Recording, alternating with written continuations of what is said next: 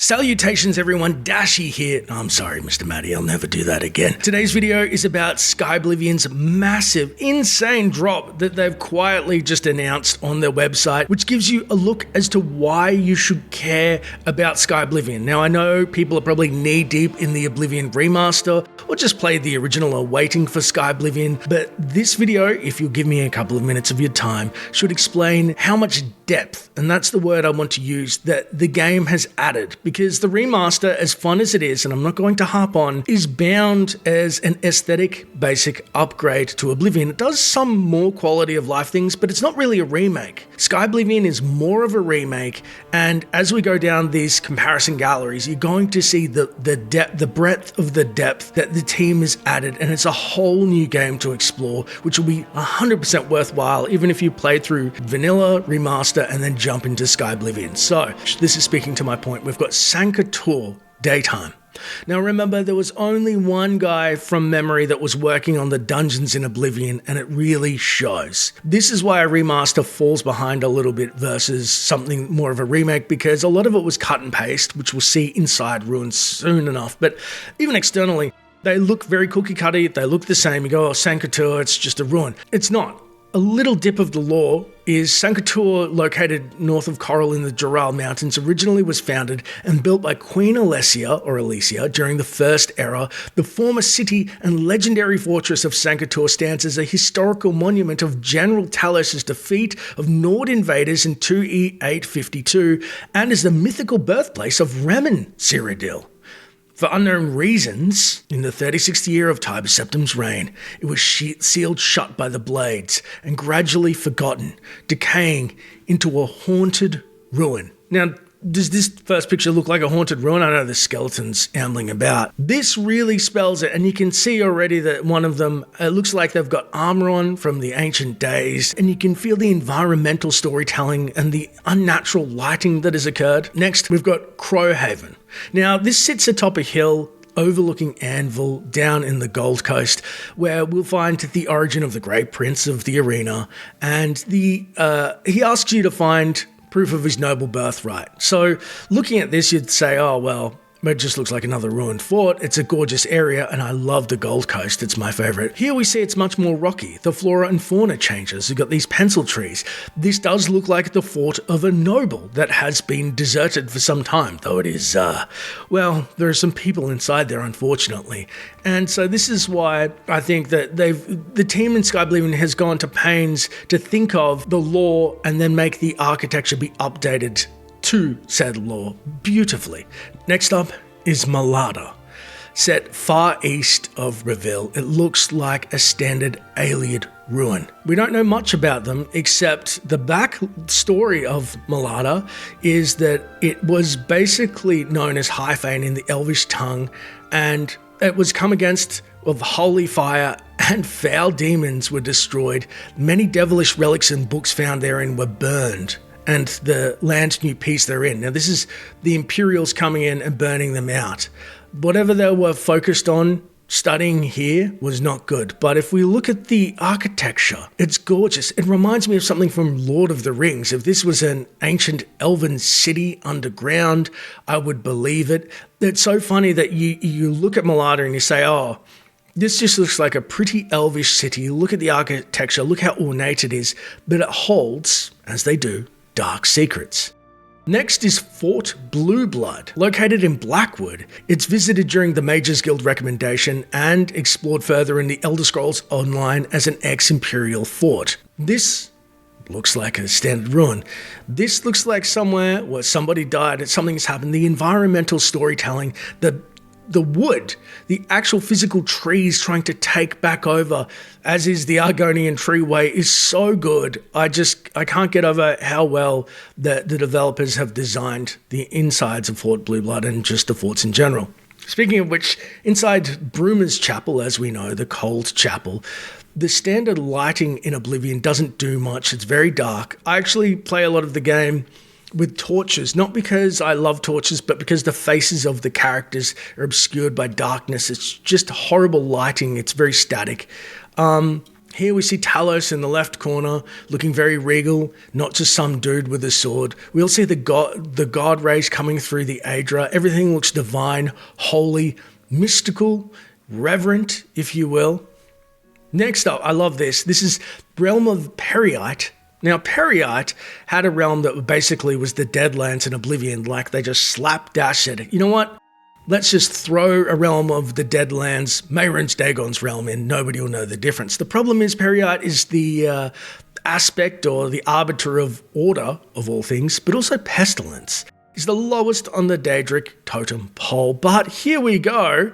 Perite the dragon, looking like a worm, covered oozing pestilence. This is a completely different area, completely different feel, and I feel like personally every single Daedric quest, if we're going to their realm, deserves to have something that sets it apart and really environmentally storytelling, but also if you can see the trees are dead because of the pestilence, but only Daedric flora and fauna can flourish there. Next up is our girl, Fulano Hlalu from Inside All Things Alchemical. Now, this is just a standard alchemical store in Skingrad. She probably bought after she was run out of her burnt out All Things Alchemical near the Imperial City because she's into necrophilia. I said it. The main difference is obviously the storefront is there's much more scrolls and things that are actually alchemical.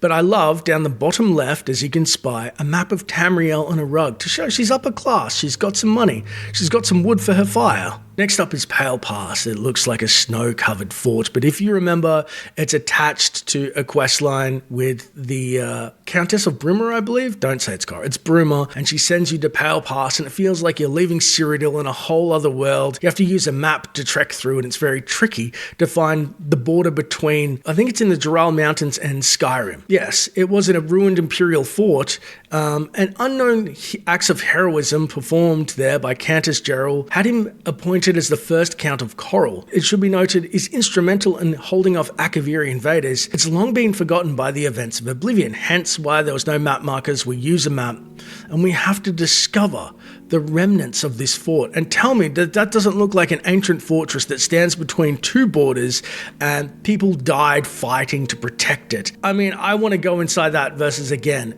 just a random fort or something that you have to siege and what lies in between, what's happened there. Obviously, these structures are seldom left alone. Next is Nanalata. Sitting on the Silverfish River, it is a medium-sized Ayleid ruin east of Reville, featured in Umbacano's questline of Ayleid relic hunting, though you would be surprised to know this would be an ancient, intricate city to explore, as it was actually the home base of the Ayleids. Now, it looks so different, obviously, that this Shivering Isle Shrine, the head's not there at the moment, but we see Reville in the background. We also see that this looked like a real city. There's also ships, and it looks like people are still using it as a port or rebuilding perhaps the outside to use it for their own means, because why wouldn't you leverage the infrastructure? If you're some pleb in Oblivion, I always wondered, why wouldn't you go out, find a fort or an area that you can take over and do so, but make it work? And they've taken a step of just inhabiting to appropriating. I think that was probably the perfect word. A Goblin Gym is a strange NPC, a Breton that hangs out with goblins. The tribes of goblins, they have their own customs. They have cooks, for God's sake, skirmishers, they war, they do so much. So there's a whole culture behind there and we don't see it. But inside Skyblivion, this looks like The Hobbit. The level of detail, the cave systems, the intricacy. It looks like people, different castes. Probably the higher level goblins get higher shacks or better ones, etc. Again, this is insane. This is exactly what I want to see. And this shows the breadth and depth of the cultures of goblins in Oblivion. Next is, nearly gave it up, Vilverin. Also known as Lake Mist Ruins, which we saw heading out of the Imperial sewers. It's the first structure that we see in the game, and it used to be known as Lake Mist Ruins, and in the late Merethic era, the Ayleids of Vilverin were among the clans who turned to Daedra worship, known as Daedrophiles. Now, in Oblivion, we don't know any of this. We know there's undead in there. There's some bandits that have taken residence up in there to collect the stones to try and sell them to the Mages Guild, and also a waylaying people that are traveling the Red Ring Road. And then deeper inside Vilverin is a necromancer, because they tried to use a lot of environmental storytelling as the first ruin. You see, obviously, they dumped a lot into it. This looks like an old ruin. I don't even know what the symbols are. I'm not a daedrologist. I'm sorry, we need Drew Mora. But this looks like it's been abandoned. There's a lot of knowledge that nobody cares for anymore. Bandits have taken up residence and so much is going on. Next is the world space of Leyawan in the evening. Now this probably doesn't look like late afternoon or evening too much, but we see the chapel here and the streets of Leyawan overlooking the city. But what I love about Leyawan and Skyblivion is that we've got carts. We've got a town centre, something to see. Like there's an icon and you go, okay, this is where we are. The sigil of Leyawan with the horse. Leyawan downstream of the Nibbin, it actually opens up and it's a port city, so a ship could technically come through, because in the original Oblivion it's just like the city blocks it. So there's so much care being put into the architecture as well. You can see the moss from being surrounded by the swamps and blackwood.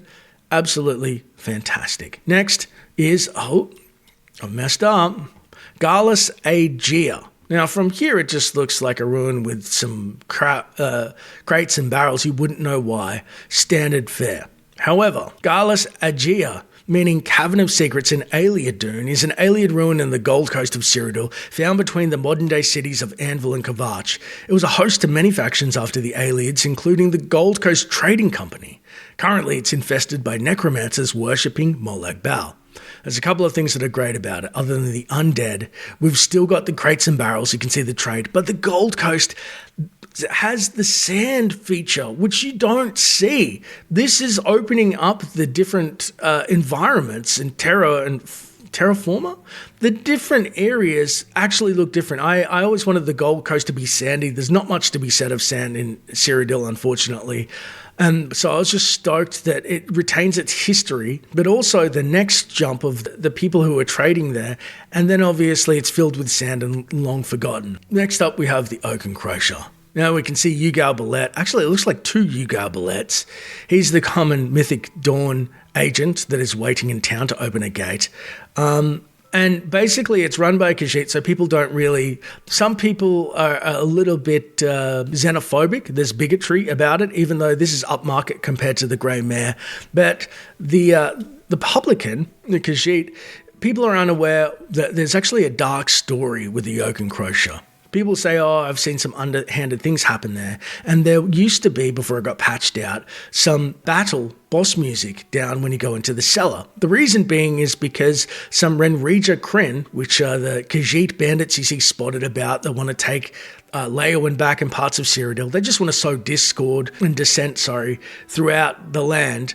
They would have been there, and she basically was housing terrorists, which is amazing, and I hope they bring that back. Next is the Gutted Mine. Anybody who has done the Daedric quests probably remember this first. You have to be level 2 to enter the Gutted Mine. It's a small mine north of Cheydinhal that used to be an active silver mine, though you only see like veins of silver or whatever that was deposited there that has been left, and some type of wood structure in the old mines. And there are inhabitants. Now, unfortunately, tragically, Azura's devoted followers have been afflicted and lurk within its bowels. I'm going to say the word. I hate to spoil it, but it's vampirism. And they had taken it on for a good cause, but unfortunately you have to help put them down. But this mainly doesn't look like a mine. This looks like a mine in the Bruma that's been abandoned. It's still got minecarts that I hope somehow work, which would be crazy. You can see an opening to the outside, which never could be done in Oblivion. Every window was shut. The fact that this level of detail 16 times has gone into this mine is absolutely just floored me, and I cannot wait to explore it. Imagine all the new loot, the new locations, the enemies, things that you don't get in Oblivion or even the remaster. Next up, we're outside Meridia Shrine in the evening. Now, Meridia is a funny case because she seems more of a fallen angel. I don't want to go into her backstory too much, but she is the goddess of infinite energies and light and hates the undead, but she kind of rules. She's a little too authoritarian and has become a Daedra versus an Aedra. So she's good, but there's a bad little aspect. And so seeing her here, which looks like the infinite energy of the bloody beacon that she won't get rid of, she does look like a Prince of Order. I don't know what the spear is called, but I love the inclusion of the wings to make her look more angelic. The problem with her is, though, if you worship her, she thinks that individualism is basically a sin and, give everything. She's a narcissist. She's like, worship me. That is the greatest thing you can do.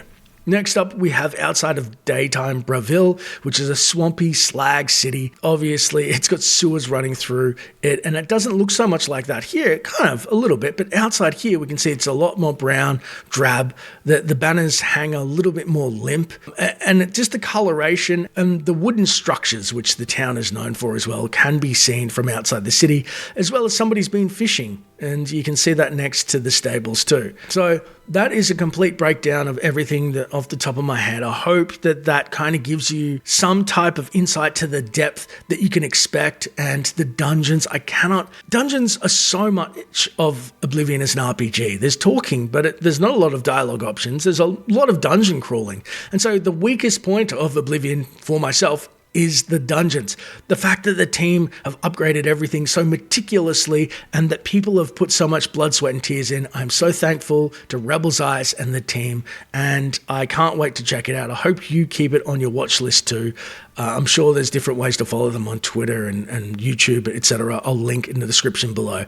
Thanks so much for watching. I can't wait to cover the game and as always, until next time, Traveler.